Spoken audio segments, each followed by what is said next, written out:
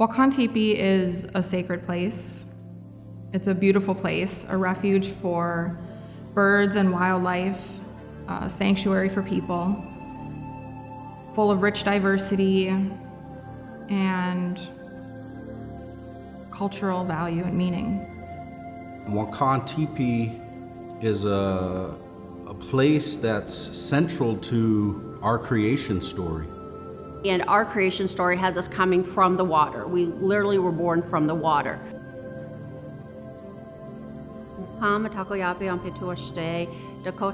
patewi choda makiapie, washichu ia shalibak makiapie. I said, hello, my relatives. My Dakota name is Manny Buffalo. My English name is Shelly Buck.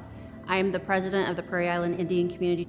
So many of our sacred sites have been destroyed or disturbed throughout the state. At one time, there were 6 caves around that area. Now there's only 2.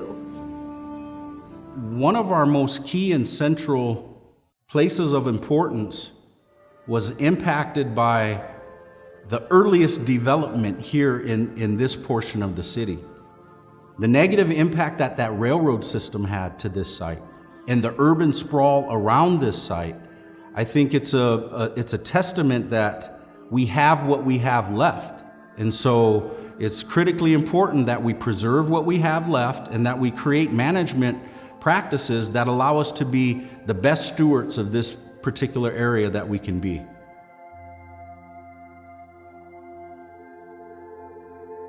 Lower Phalen Creek Project has been working on the concept for Wakáŋ Tipi Center for the better part of 10 years, I would say. Ever since the organization began to work on reclaiming and restoring Bruce Vento Nature Sanctuary from what was an abandoned railroad site to the nature sanctuary that it is today.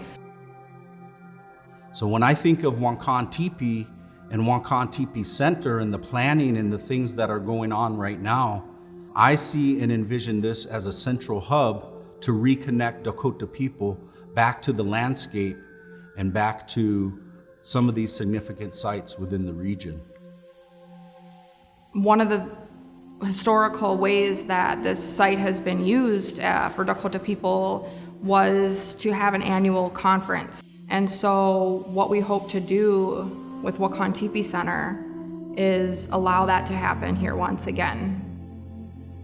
So Wakáŋ Tipi Center will be about a 9,000 square foot building. We will have a building that is incredibly eco-friendly.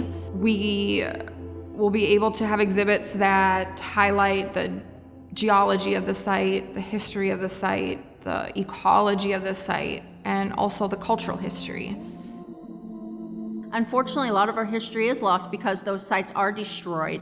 So with the Wakáŋ Tipi Center, I'm hoping that we'll be able to revive that history within our tribes, as well as teach the outside society about who we are, where we are, why we are the way we are, and hopefully they'll have the respect that we do for that land and land around them. Having a center here where you can focus on heritage programming that allows us to focus on those tangible cultural traits that still exist today, I think will be key and magnificent for this center. In this state in particular, we were exiled, and now here we are. We're standing up, we're being able to protect our sacred sites, we're being able to preserve our sacred sites, as well as educate others. Not only in our historical context, but who we are as contemporary people. And I think that what comes out of this project will benefit not just Dakota people, but the entire state and region. We have to respect and understand one another in order to live and coexist in this world peacefully, and I think that's what we're missing, and hopefully Wakáŋ Tipi will just be the start of this.